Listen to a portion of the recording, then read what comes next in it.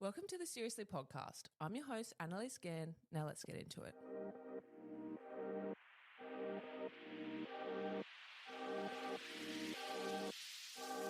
Welcome to the Seriously podcast, where we make light of serious conversations with really interesting people. Lyndall Grace came onto our screens when she appeared on Married at First Sight Season 10.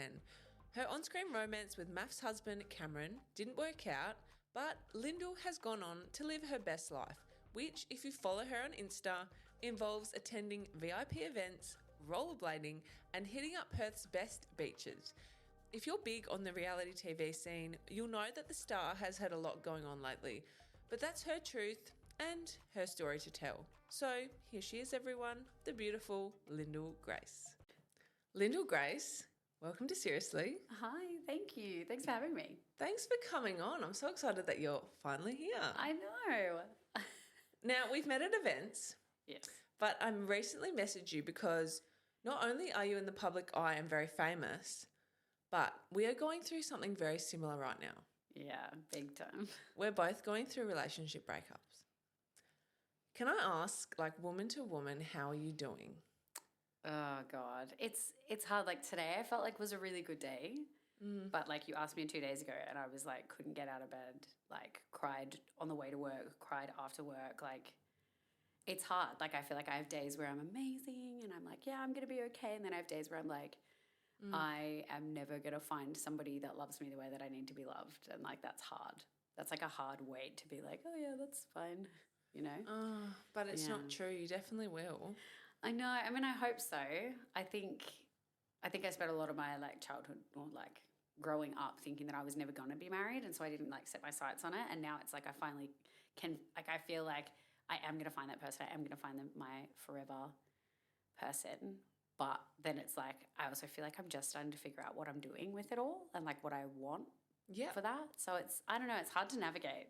Yeah. So you're navigating your type, what you want. Like, can I ask in regards to your recent relationship breakdown, what were the things that were like, you know, the reason for the split? I mean, I think there's like a few reasons. I think that by the end, like we were traveling together and things were really rough and everything feels so much more intense when you're away from everything. I think that like if I look at the sum of all of my parts and the sum of all of his parts, like we're both really beautiful people with a lot to offer. But I think it was just exacerbating like these really big, how do you describe it? Like I feel like we have these like really deep cut issues from, you know, our past or like childhood or past relationships and things. And for whatever reason, like we were just bringing that up again for each other. And then it was like butting heads because we had different expectations and different like approaches on things. And even like in conflict resolution, we both wanted to resolve conflict and we would both often come to the same conclusion. But it was like while we were in the conflict, he would like, he's a reactor, right? Like he reacts immediately. And I'm someone that like the second that something big happens, I'm like, and I shut down. And then I just like, I need to go away for a minute and calm and then like think about how I actually feel, not just like act out of rage or out of like being really upset. So I think it was just like this massive like exacerbation of all of these issues that just kept coming up. And then coming home, it was just like we couldn't just forget about all this stuff that had happened, and working through that was hard. So, yeah, I think so. He did leave me, and like I was absolutely devastated. So he ended the relationship. Yeah, yeah, and I was absolutely devastated, and I was shocked that he came to that conclusion so quickly. Yeah. But like I'm never going to beg someone to stay if they don't want to be with me. And I feel like saying to someone that you don't want to be with them is a really big deal. So I'm not going to be like, have you thought it through? I just kind of like accepted it. And yeah, so like, look, we're still like, we went no contact for a couple of weeks. We're back in contact now. And we are like trying to get to a place where we at least understand each other so that we can move forward with like some kind of respect and fondness of what we had, if that makes sense. Yeah. I don't know though. Breakups suck. It's just like, it's so complicated and there's never a right answer. It's like, should you go back to your ex? Should you like try again? Should you just like go straight onto the dating apps? Like how long is an appropriate time before you do that? Or like, you know, should you be putting yourself out there before you're ready to push yourself, or should you like really, really close off. I think it's different for everybody in every situation. So it's just like, I have no idea what I'm doing. Is there any hope for reconciliation between the two of you? I think so. Yeah. Ooh. Like, well, that's a positive. Yeah. I mean, I think we're both good people, and whether or not that reconciliation ends up with us being together is a different question. But like, there's definitely reconciliation there for the care that we have for each other. Like, I think that even though things are really complex and really intense, I absolutely, like, when I strip away all of the situations and the semantics of it, it's like I still feel like a lot of love for him, and I don't want him to be in any pain, and certainly not because of me. And so it's like, I don't know. I think if that's like our goal mutually, then of course we're going to be reconciled, and of course we're going to be on good terms again. Like, we have a lot of mutual friends and things as well. So I'd love to get to a point where we're just like in each other's lives in some capacity. Obviously, like, we're probably not going to be best friends, but still in each other's lives, but still respectful, and hopefully. That's good. I feel like that's where me and my ex are at now, because we split 6 weeks ago. Yeah, right. And people are like, do you hate each other? I'm like, no. Like, I just want to be amicable. Yeah. It doesn't always have to be a big dramatic, like, we hate each other. Like, I just want to be adult now. Yeah. I've done the whole dramatic breakup in my early 20s. Never ends well. Oh my God. I feel like it's one of those things, right, where like I have never been a complex breakup girly. Like, oh really? I've never like gone through this massive, well, maybe in high school when I was like 15 or something, but I've never like gone out drunk and called them crying and like begged anyone to take me back, or like been You're just like describing me. It's so weird because now I am like that, and I'm like, what are you doing, babe? Get it together. Nah, babe, that's normal. That's so normal. Oh God, well, I hope so. Yeah, when friends have done it, I've always been like, you know, you're just going to keep going back to them until you learn. Like, you're either going to keep going back until something good happens, or you're going to keep going back till something bad enough happens that you go like, I'm good, wiping my hands. I don't know. It's life, dude. It's messy. It is messy. Just go back to your ex. Why not? Try it. Well, man, unless my they're ex, really, really bad, don't do that. Yeah, don't do that. Me and my ex got back together. Really? Yeah, not now. Yeah, No, right. prior. The like crazy messy one that you were talking about in your 20s? Or No, the recent good one. Right. Yeah, we split for 3 months, then we got back again. Right. Yeah, so it can happen. Yeah. Anyway, so thank you for being so open and honest about that, because I know it's like very raw and vulnerable at the moment. So yeah, thanks. Yes, absolutely. And like the public discourse about it has just been like, oh, and you know what? Good on you for posting that story to like set the record straight, because were you getting so many messages? Did you get sick of it? Like, I was getting, okay, but this is the thing, like the entire time that Jordan and I were dating, I was getting messages being like, where's your mans? Anytime I would post without him, and I'm like, oh my God, guys, come on, like, seriously? Is that work? Yeah, exactly. Exactly. Or like, whatever it might be, but he, I was getting messages all the time about stuff like that, and so when we did break up, it was kind of normal at first, and then like I mean, look, I have followers on TikTok, right? But not many of my TikToks actually go viral or anything. And I posted like a silly thing that I joked with one of my girlfriends about, being like, when your boyfriend dumps you, but at least there's a Taylor Swift album coming out in 2 weeks. That. Yeah, that's funny, right? It's funny. It is funny. It was like, it went a bit viral though, everyone was a bit like, is she okay? Even I saw that. I was like, no, but it's funny. Just say it's funny. It's funny. I can. Oh God! 100% and that just confirm. that just spiraled out of control, and then it was like, you had to do an answer to the public, really. Right, like, you had to explain. Yeah. Yeah, and like it wasn't even so much that the TikTok went crazy; it's that like somebody whose name I won't mention, who's an asshole, came out and was like, "Oh, she's part of the unmarriables now, and nobody's ever going to love her." And I was like, I was already thinking that. You can't hurt me. Like, we won't mention who that is. No, but yes, that was rough. That like. Yeah. The majority of people found out about my relationship breakdown through someone who was painting it in this super awful light. And then like getting all the questions around that and like, when are you going to respond? And I'm like, I don't want to respond to that idiot. Like I really like. No, he doesn't deserve any more airtime. Oh my God. I can't believe he got so much in the first place. I know. Yeah, try living in the same building as him for 3 months. Well, talking about that, you became famous and somewhat really loved from the show Married at First Sight Australia. For some of your friends listening at home, that's how they know you and came to love you. Yeah. Can you like talk me a bit about, you know, your experience on MAFS? Like, was it a good experience? Is it what you expected? I think when like people ask me that in public, like I'm not going to go through the nitty-gritty of everything that happened, but the general consensus is like I had such an amazing like once in a lifetime experience doing it, but my partner was awful. Like living day in, day out with someone that just like straight up didn't really like me that much. Like it like. How? You're so likable. Thank you. I think so, but oh God. Sorry, I think so. I think that just like chips away at your confidence after a while. And so it wasn't really until like towards the end where we were able to interact with the others a bit more that I started being like, oh, this is who I am when I'm happy. And this is who I am when I'm like around people that see who I am and want to be around me. And who I've been around my partner isn't that.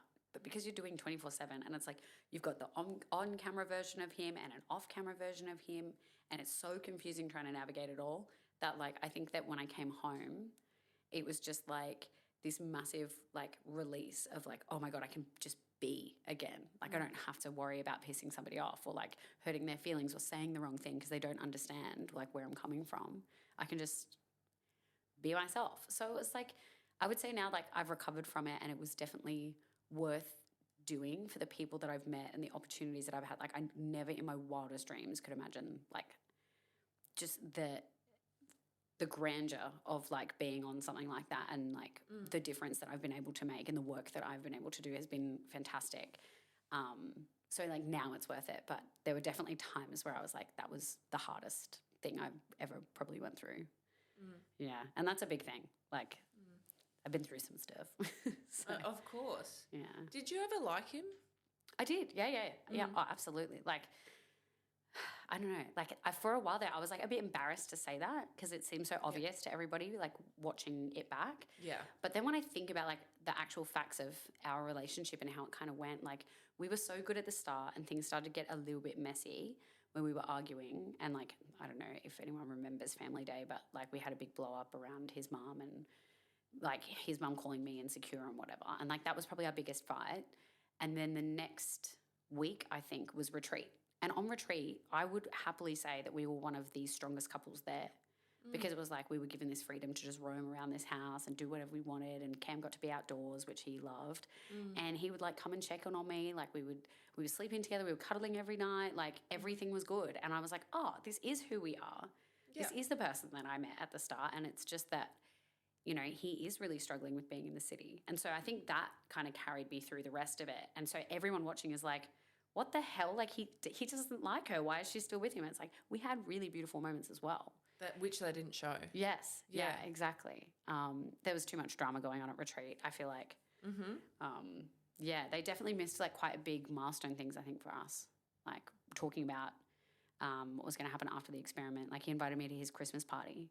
Did he? In the NT and was like, yeah, come along. Like it's this whole like long weekend thing and we're all going to stay at this hotel. Like, you know, like there were things that showed me that he was into me. So when someone says that as a woman, you think, oh yeah, we're set. Yeah, like, Christmas parties are a big deal. They actually are. Yeah, like you're introducing me to your co-workers. Yeah, like, yeah. Okay, it's like official in front of a group of people that you spend every day with. Yeah, like know? it's the biggest, like things like that are big deals. Yeah. So I would feel like I'm set. Yeah, exactly. So it was like, so I think confusing. Yeah, I think, and then like watching it back, I was like, maybe I was stupid and I didn't see it. But like, then I think about like my actual experience. I'm like, no, like I was good.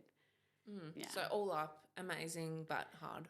I would say if you're going to do it, like my biggest advice is like just look yourself in the mirror and understand what your flaws are because they really could be mirrored back to you in like filming and whatever. Like I went in and I was like, the only thing I can control is whether or not I behave in a way that I'm proud of. So if I'm going to get angry, I'm going to do it in a way that I can stand behind. Like I can have, like, you know, I might be angry, but I'm going to think clearly and I'm going to be articulate. I'm going to be fair. And I'm never going to be nasty or insult someone or like swear in their face, like things like that. I think it's actually not, I don't know. I think that if you really are prepared to do something like that in the way that you should be prepared to do something like that, like that's the kind of stuff that you have to think about is really get into the nitty gritty of who you are at your worst and be prepared to like manage that as best you can. Yeah. Yeah. I don't know. But obviously not everybody does that because every year we see people fall apart, like just completely lose themselves in the chaos and drama and the pressure. So I don't even know how they get that out of people. But Did you watch this year's? I'd say I watched about half of it. I had Okay. like a bunch of interviews about halfway through the season airing, and so I kept up to date. I don't know. I feel like maybe because I hadn't watched a whole every single episode season before my own, that maybe I feel like it wasn't as like intense. A lot But of people said that this year. I just wasn't invested in anyone. Yeah. Like that, I loved Lucinda, but Yep. apart from that, I'm not really like I would like viscerally come out and be like, this person deserved better, or like I want to fight for this person. I just felt like, what the hell is going on the whole time? I don't know. It just felt a bit messy. That's a common theme though. Yeah. A lot of people have said the same thing. Right. Not sure why. Yeah, I don't know. I don't know what makes it more messy, but yeah. Now, your co-star, Bronte Schofield, Yes. she's been in the studio a few times, and her sister, Kira. Yeah, I love them. Who were you closest with on the show? Oh, that's such a funny question. I feel like if you ask me who I see the most, Yeah. Jesse. 100%. I'm Oh, seeing him tomorrow. He's Jesse. coming to the rodeo with me and my housemate. He's like, nice, yeah. I absolutely love that boy, and he can be so misunderstood. Or, you know, he can make his own mistakes, but he has been such a wonderful friend to me. Like, I feel like we just have this really special understanding of each other from way back when we were in the experiment even. And obviously he lives in Perth, which is great.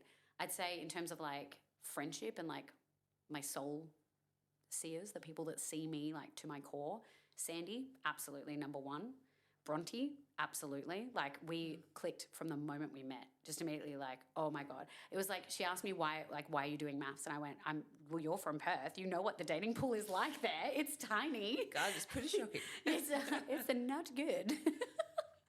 And so we just immediately got along, and like, I felt like I just saw what she was going through when other people really didn't. And so that really bonded us. And then Claire as well, like, Claire went through a lot in that experiment that people don't see. Like I wouldn't say she had the hardest time or that she was particularly traumatized from any of it, but like she had her own stuff that like, you know, and she did a lot of brave things as well that I can absolutely commend her for. And she's someone that has absolutely been a beautiful friend and backed me time and time again. So that's probably like who I'm the closest with.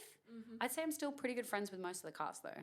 Like if like it's either like I'm friendly enough that I would say hi and give them a hug absolutely anytime I saw them, or they're blocked.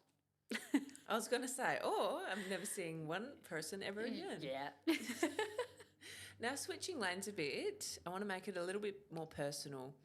You were diagnosed with cystic fibrosis at 3 weeks old, which is a chronic condition that affects the lung tissue.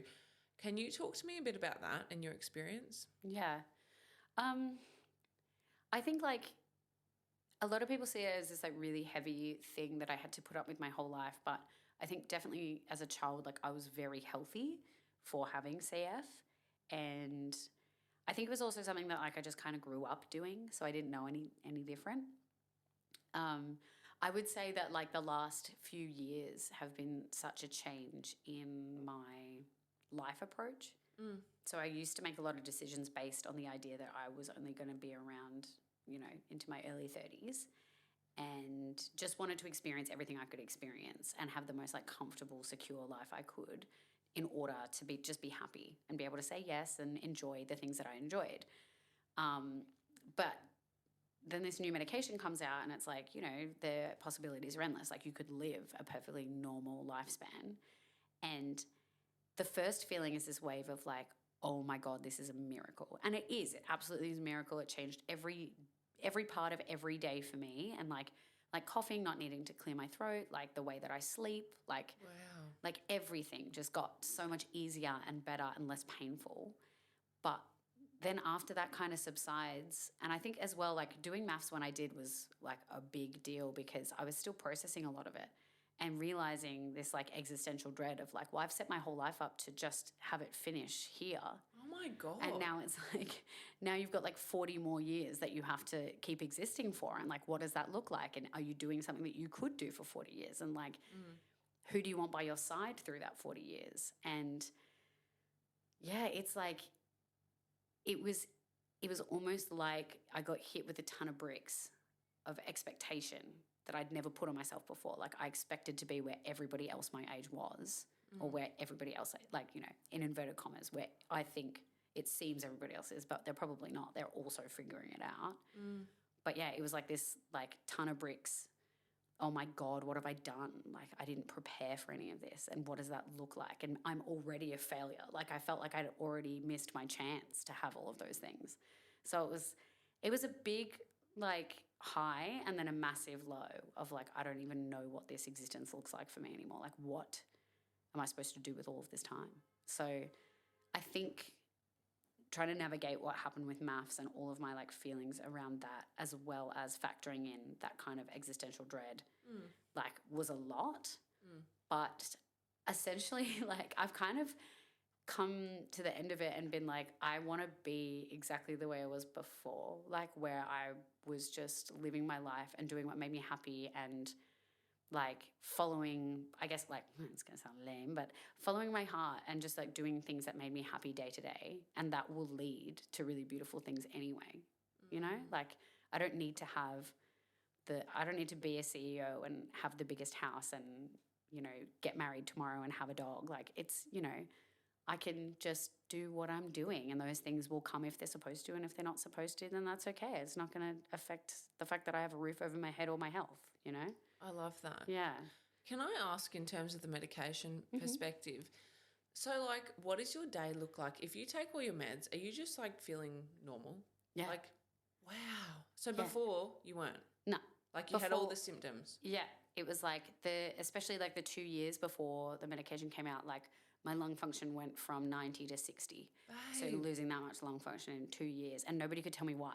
I didn't have a new infection. I wasn't, you know, exposing myself to anything new. It was just like, they just said like, this is just what happens with people with CF. They hit an age where their lung function starts to decline and there's nothing anyone can do about it. Wow. And so then like that was hard because I'm playing sport and I'm singing and I'm doing all these things and slowly I'm losing my vocal range and I need to take time off the court because I can't keep up the way I used to. So it was like all these little things that were like slowly getting worse and worse. And also dealing with all of the emotion of like, okay, this is it. Like, what does that look like? That's what am I going to go through? Yeah. And then like literally the day I took this med, like it was like, they call it the purge. And it's like 3 to 4 days of coughing up all this stuff that has been down in your lungs for so long. Like oh my God, like it was disgusting. It was really gross, but it was just like, where is this all coming from? How's that been down there for so long?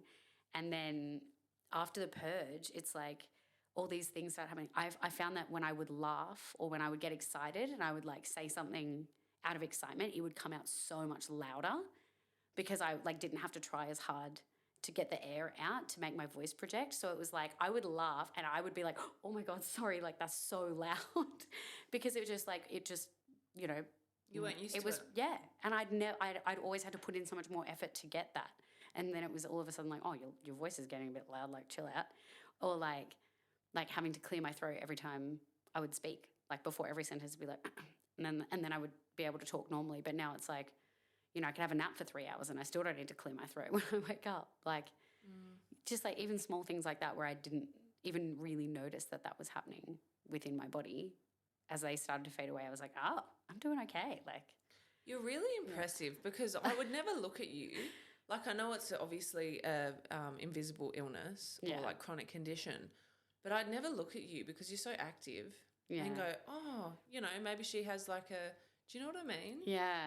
Yeah, I think that became very... You look so healthy. Thank you. Well, you are. I am now, yeah. Yes, queen.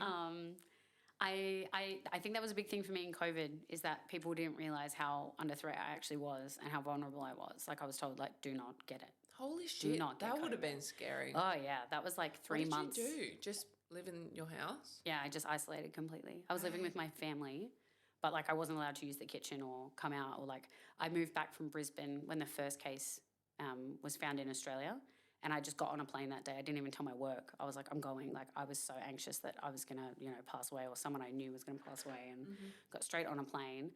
And it was like I came home and I couldn't even hug my mum because it was just like I can't risk that. Like I was convinced, like, if I get COVID, I'm dying. Like, there's no other option. And so it was like I came home after being away for a year. I couldn't see my friends. I couldn't see my family, even though they were right there. So it was like just That's isolation. so sad. Yeah. Oh, well, you've done so well. It's so good Yeah. the meds are working. You're happy, Oh, you're healthy. yeah. I'm so happy for you. Thank you. It was like there was just such a hard period, and then like things started to get better and better and better. Like it was almost like, I don't know, what's that saying where it's like things get hard, like they get worse before they get better? Mm-hmm. It was like that, but true. to the extreme. It's like both of us right now. Yeah. Exactly. I am getting so hot after this. Like, I'm in the gym every night. Yes. I know, like, I got my hair done. Got my shakes. Got my protein shakes. Oh, I love it. I read somewhere that you're an accountant. Right, yeah. Is that true? And are you still working in accountancy? I used to be an accountant. So Okay, cool. So you're hot, you're an accountant, and you're successful, and you're famous. Anything else? Oh, God. I studied accounting all through school and then at uni. Wow, so you've got your degree. Yeah. Yeah. And I worked in accounting for like 6 years altogether. Mm-hmm. And then after my first job, my first grad job, I was like, oh my God, this is too much. And I quit and I went and worked at a cafe for 8 months. Yeah. And then I went back and I worked for another like year and a half, 2 years. And then I got MAFS. And it was like, oh, okay, well, I'm quitting my job. I'm going. And I went, and then as soon as I got back from filming, I worked in a cafe again for 3 months. And I always thought I wanted to open my own cafe. That's like the dream. But I was like, oh, but, you know, I don't even know what that's like. And everyone tells me hospo's so bad and blah, blah, blah. I love people. I have never, ever, ever hated a hospo job that I've had, ever. Yeah, you either love it or you hate it. Yeah. So and I know that that's great. not everyone's experience, but I love just chatting to people, giving them a nice coffee, like whatever. So now it's like I was just kind of doing content stuff for about 6 months there, like enjoying my summer, traveling. And now I'm a cafe manager at a new cafe in West Perth. Congrats. Thank you. I love it. That is so good. Oh my God. Yeah. Can you open a cafe? I absolutely. It would be so I cool. absolutely will one day. Yeah. Oh, that would be awesome. So in terms of life now, what does your life look like for 2024? Have you got any plans? I mean, I think I made all my plans last year and now they've kind of been blown up. So I think for 2024, I want to focus on my work. I am going to get back into streaming. And I don't know if you know this, but I do like gaming, streaming. I do. Yes. Yeah. So I love that. I'm going to make the new season of MAFS in The Sims and just like watch them all go through survival challenges. Wow. That sounds really like techie and AI and like. Yeah, it took me a while to set up and get my head around all of it, but it's been so much fun. Like, and the community that watches it are so lovely. Like, we have like a group chat, like all of us. So you have like a fan base on there? Yeah. Yeah. Yeah, cool. yeah. So I want to get back into that. Yep. But otherwise, like, I just am ready to chill out. It's been a big couple years. Like, I just want to get back to what I feel is the most me. Like, I want to be playing hockey again. Like, I went back down to hockey for the first time in 9 months on Wednesday. I saw that. Yeah. And Congrats. like, oh, it felt so good. It felt like I was coming home to just like be back with my community and see my people and play a sport I've been playing for almost 10 years was just the best. So I just want to get back to like, I almost want to try and find the person I was before MAFS and be like, she's still in there and she can still be here. It just because everything else has changed doesn't mean that I have to change, you know? I get that on another level. Yeah. Yeah. Do you want kids? Oh, yeah, 100%. 100%. Like, I always kind of was like, oh, no, you're never going to be able to. But now I'm like, I just think it would be the most incredible experience to have kids. Like, imagine making a whole other human. And imagine what that would feel like to have a whole other human. Beautiful and squishy and adorable. Yes, exactly. And like probably really painful as well. But like that like had to have so much pain and struggle but also still love them as much as you do. Like I don't think that you could ever replicate that kind of love in your life. Well, you probably could in other ways, but I don't know. I just think it would be the most incredible experience. Mm-hmm. Yeah. Do you want kids? 100%. Yeah. So I'm on the dating apps now. Right. And they're just not for me. Yeah.